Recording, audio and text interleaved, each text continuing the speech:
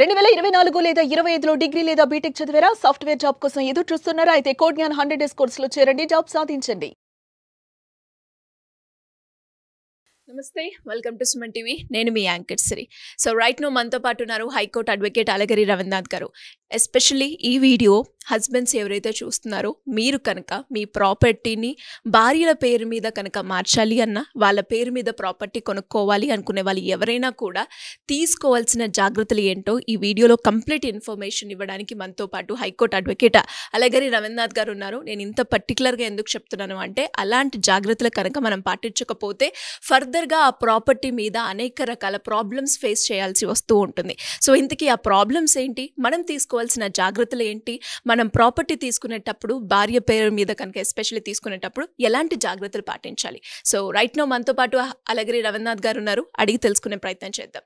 నమస్కారం సార్. నమస్తే అండి శ్రీ గారు. సో ఎవరైతే హస్బెండ్స్ భార్యల పేరు మీద ప్రాపర్టీ తీసుకునేటప్పుడు తీసుకోవాల్సిన జాగ్రత్తలు ఏంటి సార్? అలా తీసుకోకపోతే ఎలాంటి ప్రాబ్లమ్స్ ఫేస్ చేయాల్సి వస్తూ ఉంటుంది? It's not a problem Shri గారు. ప్రాబ్లం అని చెప్పడం కరెక్ట్ కాదు, కానీ కొన్ని జాగ్రత్తలు అయితే మాత్రం తప్పనిసరిగా తీసుకోవాలి. చాలా రాష్ట్ర ప్రభుత్వాలు ఏం చేస్తున్నాయంటే, మహిళల పేరు మీదుగా ప్రాపర్టీ తీసుకుంటే కొంత మినహాయింపు ఇస్తున్నారు. స్టాంప్ డ్యూటీలో 1% 2% అట్లా మినహాయింపు, సబ్సిడీ ఇస్తున్నారు. అంటే మహిళల మీదుగా ప్రాపర్టీని పెంచే ఉద్దేశంతో ఇటీవల కాలంలో ఆయా రాష్ట్ర ప్రభుత్వాలు, ఈవెన్ మన తెలంగాణ రాష్ట్రంలో కూడా మనం ప్రాపర్టీని మహిళల పేరు మీద తీసుకోమని చెప్పి రీసెంట్గా మన రెవెన్యూ మినిస్టర్ గారు చెప్తే 1% స్టాంప్ డ్యూటీ రిడక్షన్ ఉంటుందని కూడా చెప్పడం జరిగింది.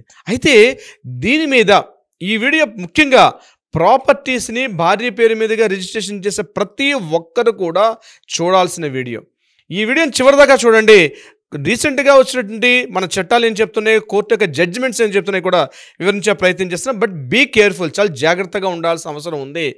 అయితే ఇక్కడ నేను ఫస్ట్ గుర్తుపెట్టుకోండి, మీరు ఒకవేళ ఎవరైనా సరే తన యొక్క ఇన్కమ్ ద్వారా తన ఇన్కమ్ సంపాదించుకొని ఆ ఇన్కమ్ ద్వారా ఏదైనా ఒక ప్రాపర్టీ, వ్యవసాయ భూమా, ఇల్లా, ఫ్లాటా ఏదైనా కావచ్చు కాక, దానిని కొనుగోలు చేసిన సందర్భంలో భార్య పేరు మీదుగా రిజిస్ట్రేషన్ చేసినంత మాత్రాన ఆ ప్రాపర్టీ భార్యకి చెందినది కాదు అని అలహాబాద్ హైకోర్టు గట్టిగా రీసెంట్గా మన ఒక వారం రోజుల క్రితం ఇచ్చిన తీర్పులో ఒక జడ్జిమెంట్లో చెప్పడం జరిగింది. సౌరభ్ గుప్తా అన్నటువంటి ఒక వ్యక్తి ఆ కేసును ఫైల్ చేశారు.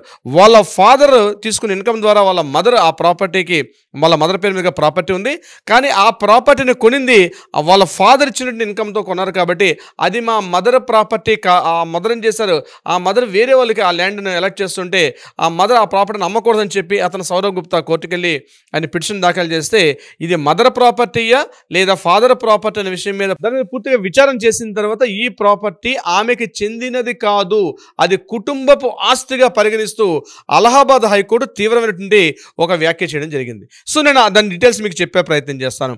ఇప్పుడు హస్బెండ్ తన ఇన్కమ్ జనరేట్ చేసుకుంటూ వస్తున్నారు. తన ఇన్కమ్ సర్ప్లస్ ఫండ్ని ఎక్కడెక్కడ సేవింగ్ చేసుకునో లేకపోతే మ్యూచువల్ ఫండ్స్ ఇక్కడ దాచుకొని తన యొక్క అమౌంట్ ద్వారా, ఆదాయం ద్వారా, తనకొచ్చిన ఆదాయం ద్వారా భార్య పేరు మీదుగా ప్రాపర్టీ కొనుగోలు చేస్తే ఆ ప్రాపర్టీ ఆమె సొంతం కాదు. ఎప్పుడు సొంతం అవుతుందంటే ఆమె కూడా ఎర్నింగ్ చేసుకునే స్టేజ్లో ఉంటే తప్ప. ఆమె ఎర్నింగ్ చేసుకోకపోతే ఆ ప్రాపర్టీ భార్య పేరు మీదుగా ఉన్నప్పటికీ కూడా అది భర్త ప్రాపర్టీగానే పరిగణిస్తారు. ఇంకా భర్త ప్రాపర్టీ కాదు, ఆ కుటుంబం యొక్క ఆస్తిగా పరిగణిస్తామని చెప్తూ అలహాబాద్ హైకోర్టు తీర్పిచ్చారు.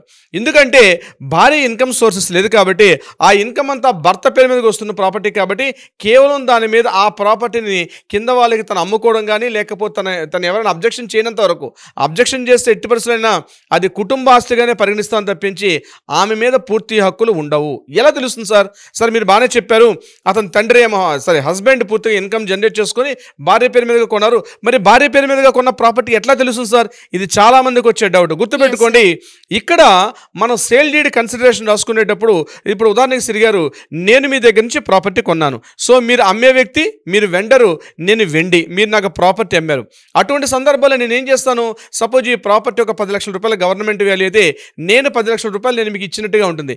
ఈ 10 లక్షల రూపాయలు నేను మీకు ఎలా ఇచ్చాను అంటే, నా చెక్ ద్వారా ఇచ్చానా, లేకపోతే నా పేరు మీద ఉన్న డిమాండెడ్ డ్రాఫ్ట్ ద్వారా ఇచ్చానా, లేకపోతే నేను చూపించాల్సిన పరిస్థితి వస్తుంది.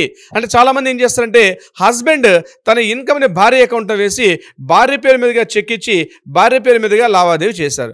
అంటే ఇన్కమ్ ఆ ముందు రోజు నాడో లేకపోతే 1 month బిఫోర్ 1 year బ్యాక్ ఎప్పుడైనా ఆ ఇన్కమ్ 10 లక్షల రూపాయల ట్రాన్సాక్షన్ భార్య అకౌంట్లోకి వచ్చినట్టుగా కానీ తెలిస్తే, భార్య పేరు మీదుగా చెక్ ఇచ్చినప్పుడు కూడా ఆ అమౌంట్ 10 లక్షల రూపాయలు ఎవరిచ్చారు అంటే భర్త ఆ భార్య త్రూగా అమౌంట్ ఇచ్చారు కాబట్టి అది భర్త యొక్క ప్రాపర్టీ కొనుక్కున్నట్టుగా వస్తుంది తప్ప అది భార్య కొనుక్కున్నట్టుగా రాదని చెప్పి అలహాబాద్ హైకోర్టు ఇచ్చిన జడ్జిమెంట్ ఇదనమాట.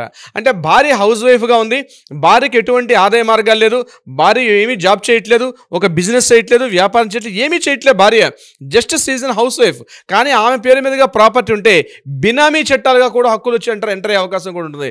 బినామీలు అంతే ఏం చేస్తారంటే తన దగ్గర పనిచేస్తున్న డ్రైవర్ ద్వారానో లేకపోతే అందరూ పనిచేస్తున్నట్టు తన ఆఫీస్ స్టాఫ్ లేకపోతే ఎక్స్వైజెడ్ వాళ్ళ పేరు మీదుగా ఆ ప్రాపర్టీని యజమాని ఉంటాడు, ఈయన పేరు మీదుగా లావాదేవీలన్నీ కూడా అంటే బ్యాంక్ ట్రాన్సాక్షన్స్ అన్నీ కూడా అతని పేరు మీద జరుగుతాయి. కాబట్టి అటువంటి సందర్భాల్లో ఆ ట్రాన్సాక్షన్స్ ఎవరి త్రూగా వచ్చింది, ఆ పేమెంట్ ఎలా అందింది, దాన్ని కూడా దృష్టిలో పెట్టుకొని అప్పుడు ఆ ప్రాపర్టీ ఆమెది కాదు, అది కుటుంబం యొక్క ఆస్తిగా పరిగణిస్తారు. అంటే ఆ కుటుంబంలో కొడుకు, కూతురు, పిల్లలు ఉంటే పిల్లలకి, భర్తకి, ఆమెకి మొత్తం అందరికీ చెందే విధంగా ఉంటుంది తప్ప కేవలం ఆమె పూర్తి హక్కుదారులు కాదు అని చెప్పి దీని మీద కోర్టు కూడా తీర్పు ఇవ్వడం జరిగింది. అంటే ఇది చాలా ఇంట్రెస్టింగ్ జడ్జిమెంట్ అనమాట.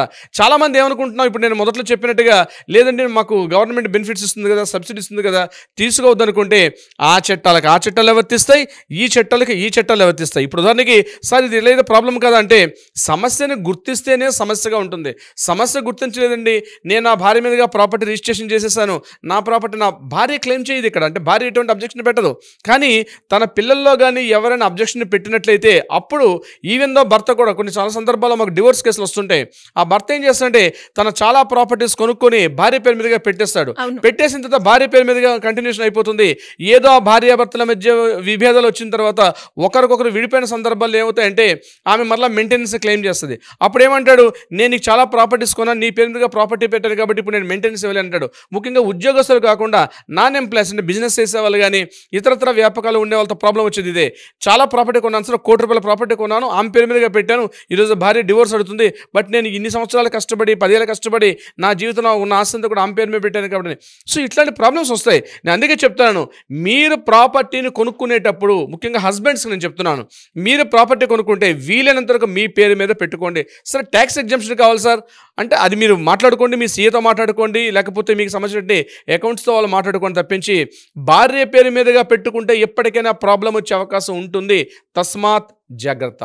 అంటే ఎలా సార్, చాలా మంది కూడా మీరు అన్నట్టుగానే భార్య పేరు మీద బంగారం అనో ఇళ్ళనో ఇలాంటి కొనడం మనం చూస్తూ ఉన్నాం. సో దానికి సంబంధించి ఎవరైనా కూడా ఇకపై ముందుకు వెళ్ళాలి, అలా కొనేటప్పుడు మనం ఎలాంటి జాగ్రత్తలు పాటించాలి, లీగల్ పరంగా ఎలా వెళ్ళాలి అనుకునే వాళ్ళు ఎవరైనా కూడా మిమ్మల్ని అప్రోచ్ అవ్వాలి అంటే ఎలా ఉంటుంది సార్? సమస్యలు వచ్చిన తర్వాత మనం చేసుకునే పరిష్కారం కన్నా prevention is better than cure. ఇప్పుడు నేను చెప్పే చాలా వీడియోస్ అట్లనే ఉంటాయి. ఒకవేళ మీరు ఆల్రెడీ జరిగిపోయింది, ప్రాబ్లం ఫేస్ చేసుకున్నా ఉంటే రవీంద్రనాథ్ ఎప్పుడు మీ వెంబడి ఉంటారు, తక్షణమే కాల్ చేయండి, కింద స్క్రోల్తో నెంబర్ని కాంటాక్ట్ చేయండి. కాల్ బిజీగా వస్తే వాట్సాప్ చేయండి, వాట్సాప్ మెసేజ్ పెట్టండి. But daily number of calls వస్తుంటే ప్రతి కాల్ అటెండ్ చేయడం చాలా కష్టం. ప్రైర్ అపాయింట్మెంట్ తీసుకోండి, నన్ను డైరెక్ట్గా వచ్చి కలవండి. లీగల్ టీం ఎప్పుడు కూడా మీకు అందుబాటులో ఉంటారు. ఒకవేళ మీకు లీగల్ టీం అందుబాటులో లేకపోయినా సరే 1-2 సార్లు ట్రై చేయండి, తప్పనిసరిగా మీకు రెస్పాండ్ అవుతారు. మీ సమస్యకి నేను ఎప్పుడు పరిష్కారంగా ఉంటాను. Siri garu, thank you sir, thank you so much. Thank you so much Siri garu. Suman టీవీలో మీ పర్సనల్ అండ్ బిజినెస్ ప్రమోషన్స్ కోసం కింది నెంబర్కి కాంటాక్ట్ చేయండి.